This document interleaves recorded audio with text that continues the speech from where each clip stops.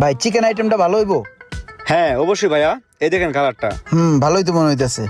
ঠিক আছে, তাহলে আমার 1 পিস চিকেন দেন।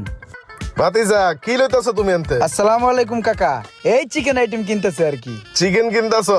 হ্যাঁ, এখন চিকেনটা ভালো। হ্যাঁ, এক কাজ করো, চিকেনটা ভালো করে মশলাপাতি দিয়া সস দিয়ে দিও। হ্যাঁ কাকা তাহলে রোজা রমজানের দিন যেহেতু আরেক পিস চিকেন লই কি কন?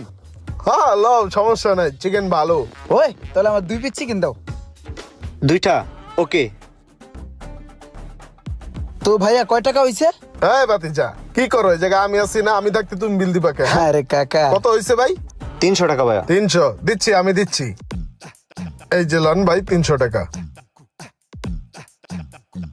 এই যে ভাইয়া পার্সেলটা। আসসালামু আলাইকুম।